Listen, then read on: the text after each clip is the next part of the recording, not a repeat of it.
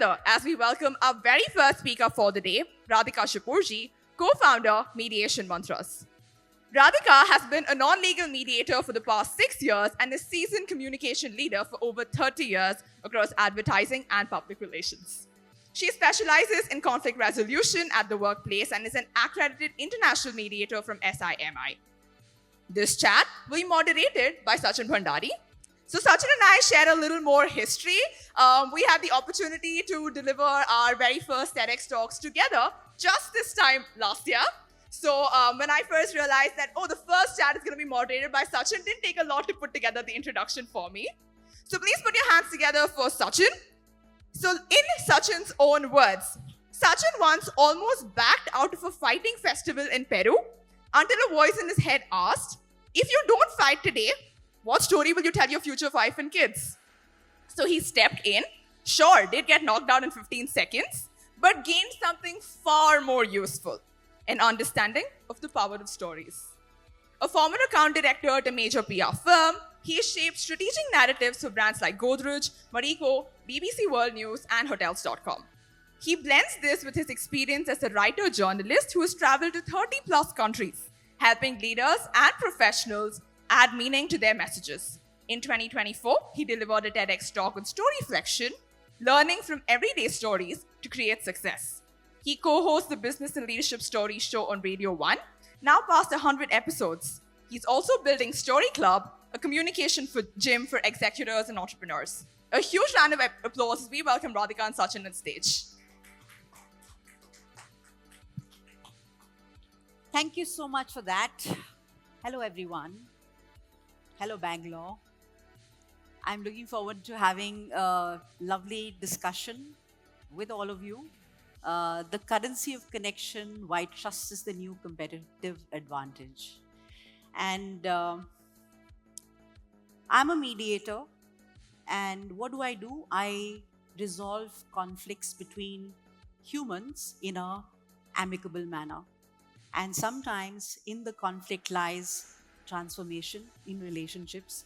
And I'm here to share with you perhaps what I have learned from the age of 6 when conflict came into my life when I lost my father.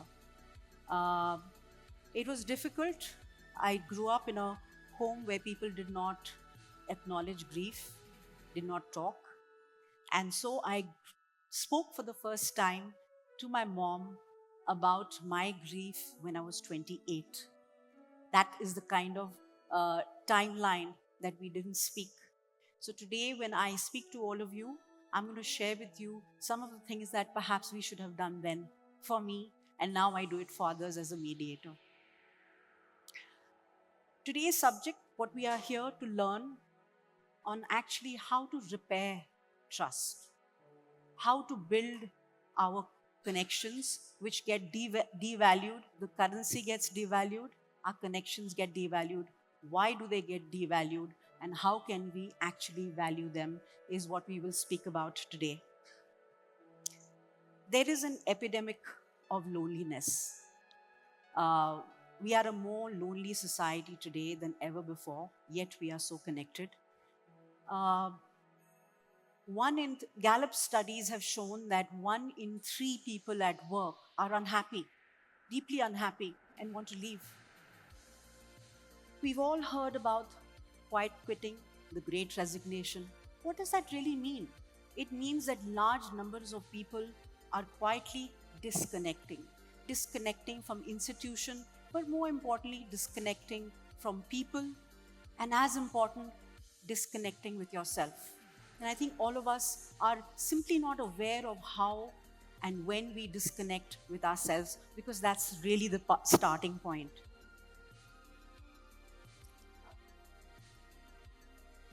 I'm going to introduce Rakesh and Arvind. This is not their real names.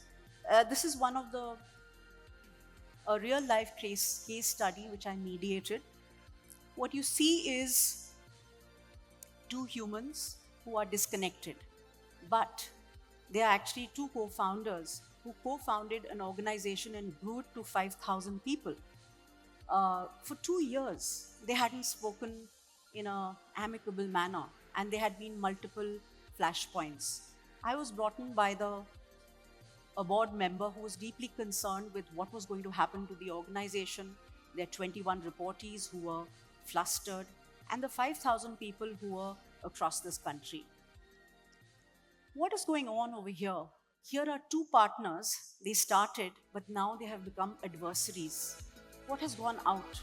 Trust has gone out of the window. Their connection is such that they can no longer feel that each other has their back. How did they get there? Has that happened to any one of you? Is there that person that you really had a good relationship and then it somehow broke?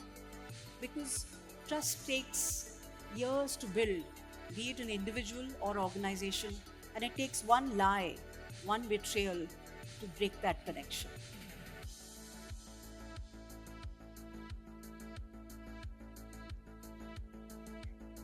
This invisible force, which is at the heart of good connections,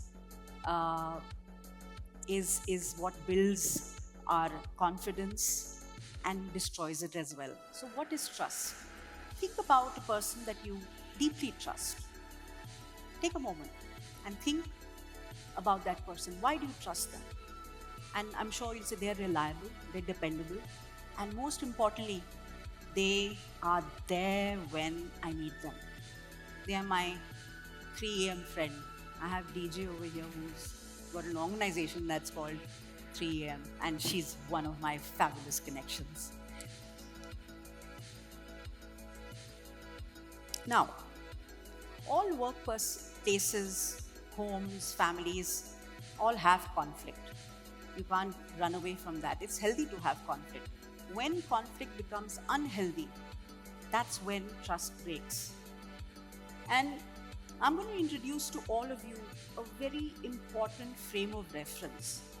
It's called the 4 horsemen of the apocalypse of relationships. When these 4 horsemen come into a relationship, recognize them. And I'm sure that you have all experienced it. The first horseman is criticism. Criticism is when you attack a person. You always are late. Why didn't you do this? You never do this. Criticism attacks the person, not the problem. And it creates an unsafe environment between the two.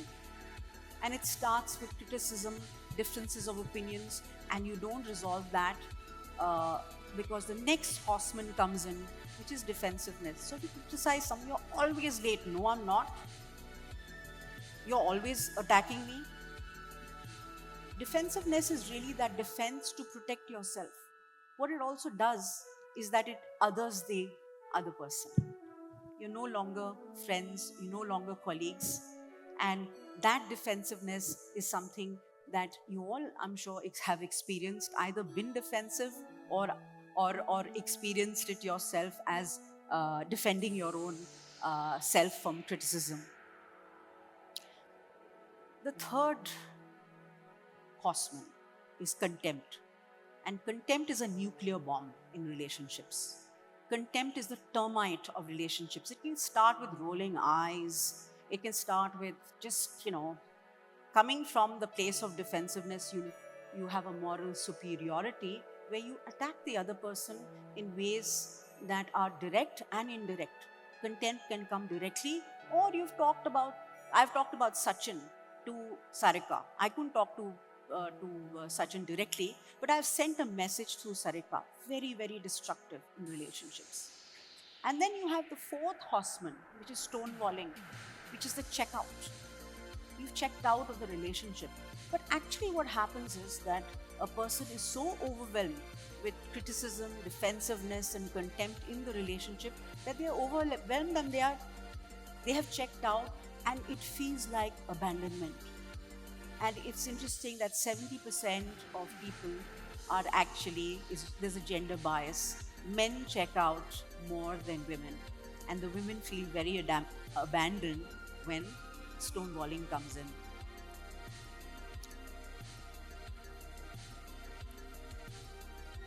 What are these 4 horsemen doing? They're actually trying to protect your vulnerability, trying to protect your fear, your shame that you feel in that anger. And imagine how destructive the four horsemen are, and how sad it is that the part of you which is vulnerable cannot come out, and it is defended with all harsh words and uh, even with stonewalling. So, how to build back trust? Now, I must tell you, Rakesh and Arvind had all the four horsemen, and when I talked to them about the four horsemen, they said they all exist. And it was only when I was able to sit with them and separate them and help them hear each other and where each one came from that there was progress in that particular mediation. Mediations can take anywhere between 2 to 6 months to help repair and build back trust. So, how to build back this trust? How can a Rakesh and Arvind come back? So, I'm going to give you some hacks. So, 1:5. I don't know if anybody, raise hands if anybody's heard of 1:5. Okay, 1:5 is for every criticism that you make to the other, you need 5 positives for that criticism to heal. And just imagine what is the currency that you're building in your connections if you think, as what Sachin said, 1:1. Not 1:1, but 1:5. And studies from the Gottman Institute, which is one of the finest institutes for relationships. They are great on Instagram. I follow them, I've read them, and they are amazing source of knowledge. 1:5. Now, if it is 1:5, I want to talk about the most powerful way to connect back. The easiest way to connect back is to actively listen. What does active listening mean? Active listening means that I am fully present. I keep away my phone. Why is that? Because we are so distracted. We are the most distracted society that is there, and we have normalized the four horsemen. We have normalized that it's okay to be distracted. When I was at work, especially the tech company said it's okay to have a presentation and have people in the room with their laptops on. We have stopped looking at each other. The non-verbal cues of active listening is as important. Are you sitting in front? Is there eye contact with the person who you want to build the relationship with, build the connection with? These non-verbal cues are extremely important. The verbal cues. When somebody, you create a safe space and they start talking, you say, oh, let me tell you about me. You think you have a problem? Let me tell you about mine. That interruption, stop it. Pause and ask questions, thoughtful questions. And that's really what happened between Rakesh and Arvind. They started asking questions. What happened on that particular incident? Why did he get so angry? What's going on behind that anger? Can I get to that vulnerable place that you are actually protecting yourself from me, where we are supposed to be working together? The fact is that the 5 of the people are the most important people in your lives. Make sure you don't have the 4 horsemen. The second is very interesting. In fact, it's on social media. The bird theory. Trust did not get built with one grand gesture. It can get broken with one lie, but it needs a different kind of interaction to build back.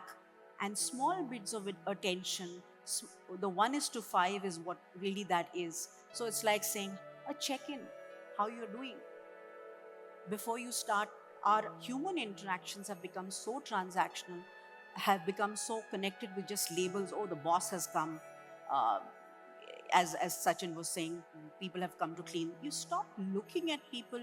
And one of the most important parts of us being human is to want to be seen and heard. We want to be seen and heard. How can we make small bits, small moments where we can build back that connection with the people where we have lost it? Which really leads to the last part, which is empathy. Get into the shoes of the other person, even if they are angry. What's going on with them? Why are they so upset? If you're going to react constantly, you'll go back to the four horsemen. The point is, how do you move from reaction to response? It's only when you listen and you make your attempts to build your connections that you can build empathy, get into their shoes, and really feel what they're feeling. Oops, sorry. The last one. My bad.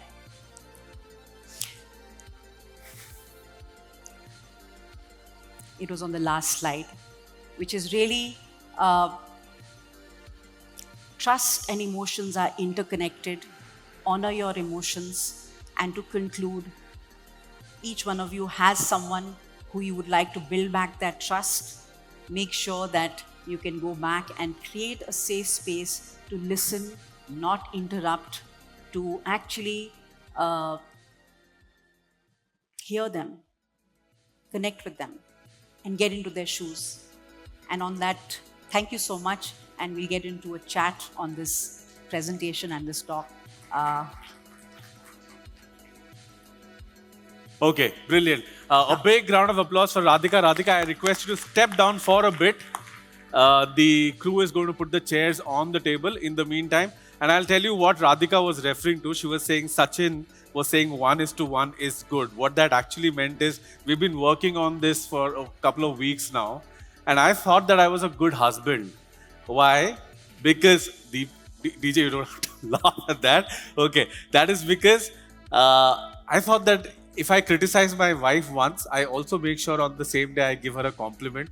And now I realize that one criticism means that I need at least 5 compliments to balance it out. So imagine the number of criticisms that I've done over the years and how many more do I need to do to balance it out. So that's what I've learned. So it's been personally very enriching working with Radhika on the concept of mediation and trust. And I'm super duper glad and honored that I'm having the opportunity to share these insights with rest of you by asking her questions.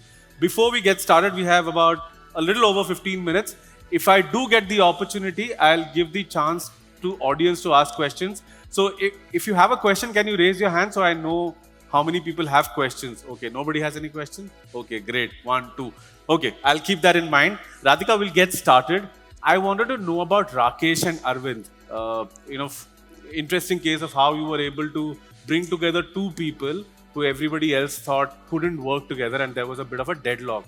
What eventually happened after the work that you did with them? Well, let me put it, I did 2 things. I got them to hear each other. I got them to understand each other. And then I got them to go back to the place where they had started their organization. It was in the garden. Okay. And their first real conversation happened there, and the transformation happened. You'll be happy to know that this organization is going for an IPO, and they have grown multiple times since that, because both of them were excellent leaders. You know, Radhika was explaining to me that how bad the situation was, and the board thought that these 2 co-founders could not work with each other, which sort of circles back to the session that we are doing, that trust is not just about, interpersonal relationships. It's also a competitive advantage for companies and for teams which are working together. Another thing in our conversations I realized as I kept working with Radhika over the last few weeks is that, we run a homestay, a service apartment in Mysore, and our housekeeper, his name is Sudhir, that we work with. Over a period of time, I've gotten used to not looking at him while answering his questions. I'm looking at my phone, or, I'm doing something and I'm just, okay, he asks me a question and I answer it. And I realize that that's so bad. And I'm guessing that we've normalized this kind of behavior at the workplace. And Radhika, what do we do to get out of this? I'll speak from my experience. I have 2 people in this audience who I have an amazing, amazing trust and connection with. There's DJ, there's Amit. And you know what is that connection? It's one word. It's love. It's warmth. It's affection. When you can treat the other cherish your connections. Every one of us want to be cherished and treated well. And we have normalized contempt. We have normalized criticism in in the garb of performance that you're not realizing how much it's taking away from the relationship. Each one of those, that time that you don't look at each other, look at the person.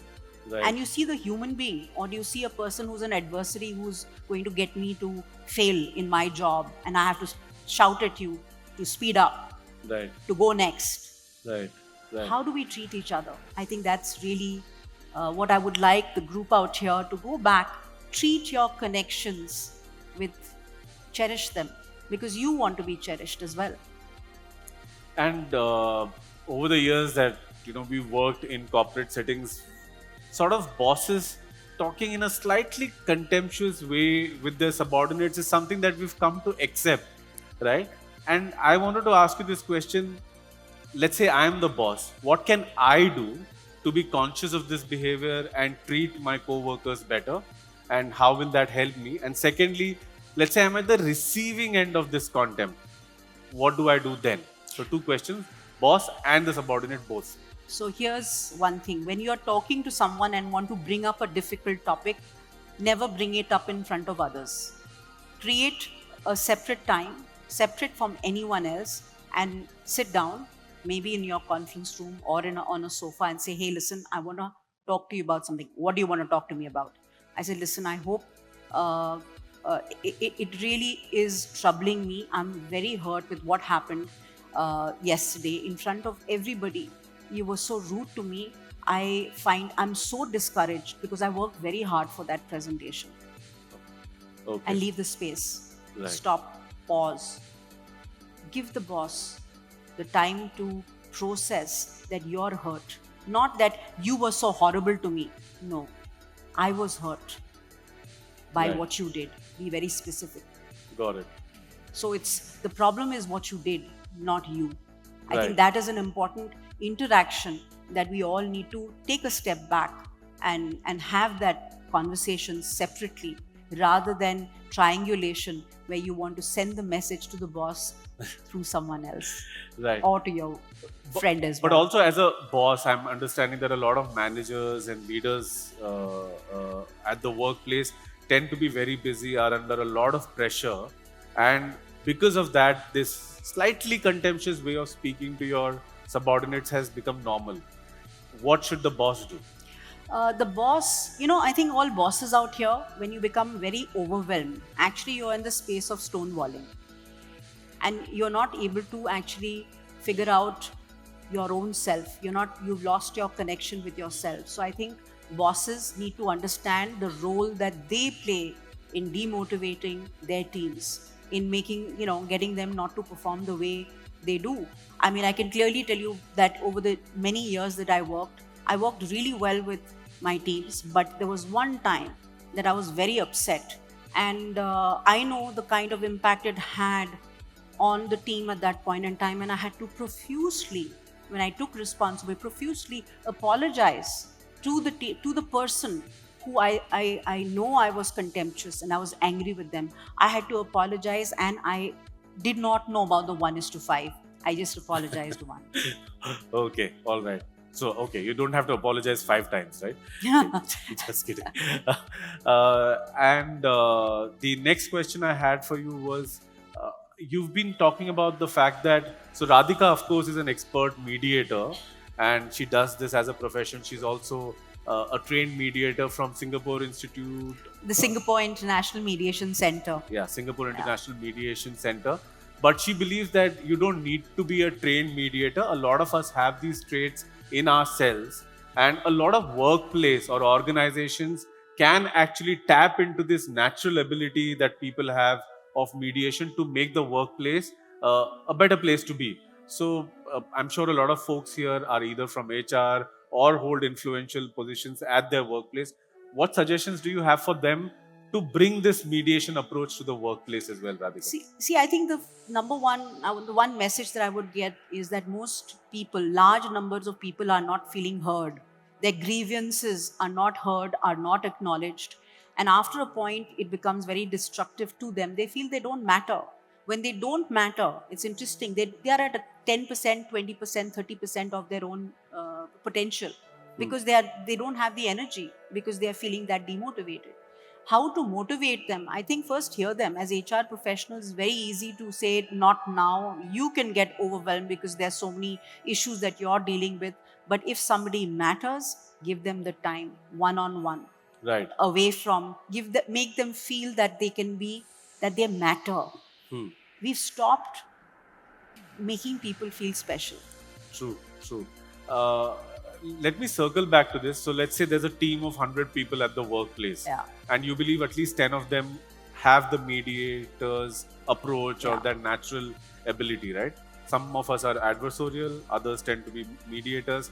How can we tap into, or what system or process can we build at the workplace to use these 10 people to make the workplace better?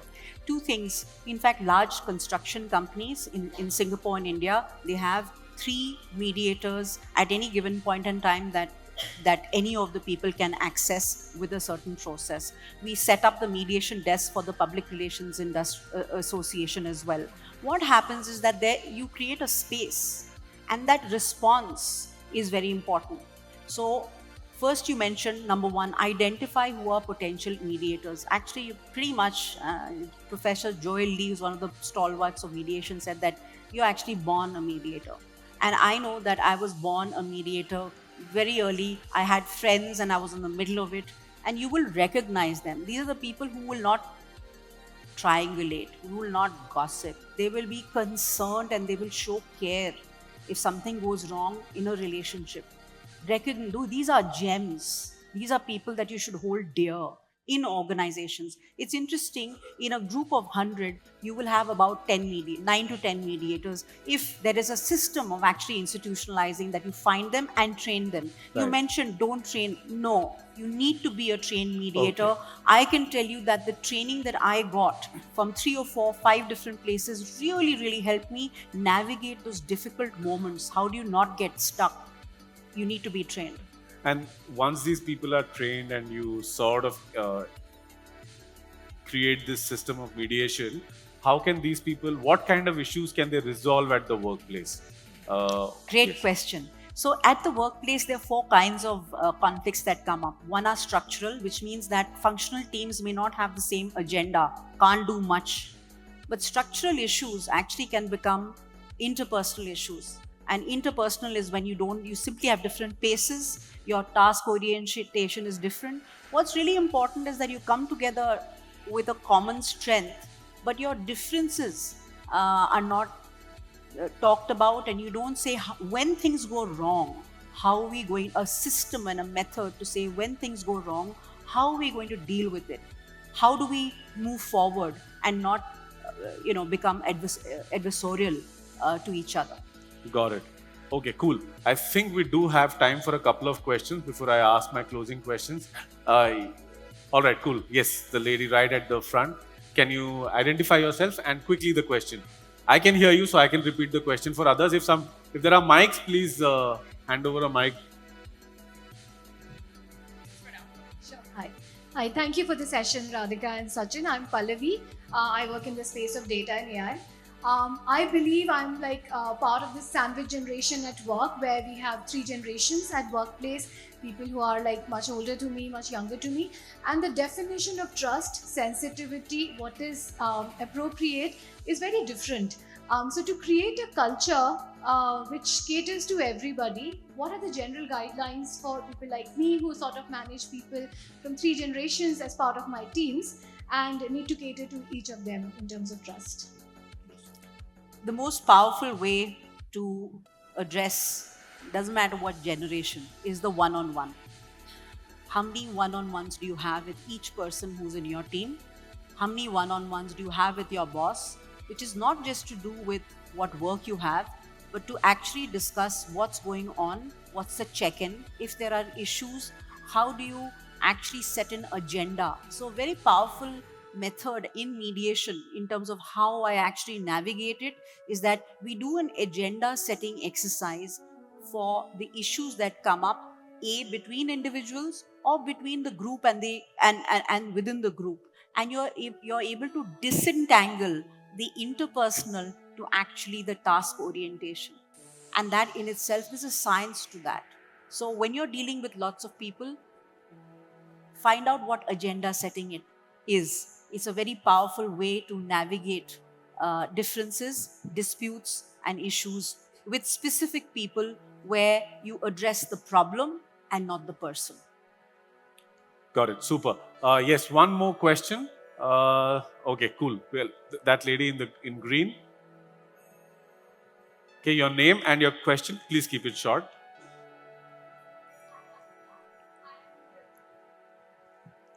Hi Radhika, I am Janukish. So my question is, like for our career growth, we keep switching the organizations, and when we go to new organization, it's very difficult to build trust with your new manager and new management. How can we accelerate that process? Interesting. I think it's a great question, and I see that. Firstly, you said two things. I switch. So first, you have to understand why do you switch. What is it? Why do you switch your jobs? What goes wrong? Is there a pattern in which you come to situations with people, and what is it that you need to do to make the change? After that, you will then figure out what change that you expect from others, or is the change within you. Okay, got it. Thank you. Fantastic. Thank you, both of you for your questions. The last two questions, Radhika, that I had for you is, of course, there are a lot of people in the room who probably are dealing with different conflicts at the workplace, and some of them may be between influential people as well. When does someone get in touch with Mediation Mantras or with Radhika? I think when you negotiate and you seem to have come to a deadlock, and the people concerned are simply unable to look at each other, and they have become the other. They have become enemies inside. And by the way, they are parents can become enemies, husband and wife can become enemies, leaders can become enemies. You need a third person to be neutral, to be impartial, to create a confidential space, a safe space, because these two people are very overwhelmed with emotions and they are unable to connect with each other. Right. So if I'm a board member and my CEO and CFO don't get along with each other, I can call you, right? Absolutely. So there's a lot of sensitization that we do as well. I think organizations need to be sensitized in terms of how to manage conflict at a collective group level as well as at individual levels. I think there's a lot more. People are very afraid of conflict. So they are either silent or violent. You have to find a better way. Right. So the last question is going to be about how I opened about becoming a better husband. So Radhika, my wife is here in the audience, Sarika. What tips do you have for me especially so that I can become a better husband and have an even better relationship with my wife? You know, you and Sarika are two amazing human beings, but when you get into a fight, you think of each other as enemies, right? Probably. So I think it's you have a great smile. The most powerful play for us as human beings is our expressions, our non-verbal cues. And I'll give you one framework. 55%. We both walked in. Some people know us, don't know us. They've made the impression with the way I look and you look, and it's all the non-verbal cues. 40%, 38% is simply our voice, our tone of voice. That's what you're going to take away. So I'm speaking much lower, and I learned this from a FBI negotiator. Use your voice to create a safe space, because a high-pitched voice actually can grate a person. It doesn't matter what they're saying. But when you speak slowly, the tone of voice is something that you can be conscious about, and you can be amazed at the amount of love, warmth that you can generate in the tone of your voice. And she will only remember 8% of what you say. So make what you say count, because words matter. Choose every word carefully, and you'll be amazed at what kind of a relationship you can have with your wife.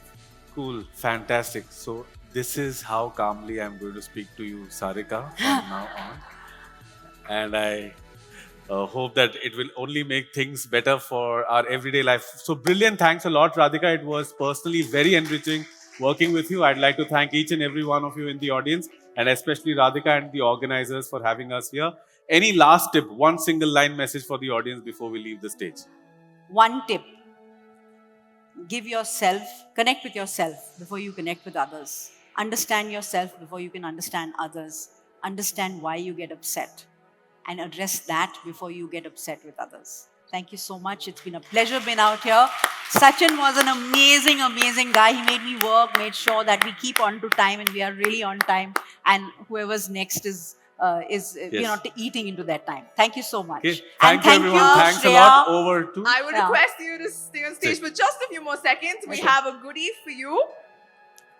And I will request Sarika to please come on stage to hand over the goodies to our speakers. Can we please keep the applause going? The claps, the claps have a My friend language. Sarika. The harder they are, it comes. This is my friend Sarika, not my wife Sarika, okay? Thank you. Yeah. Yeah. Oh, I'm so happy.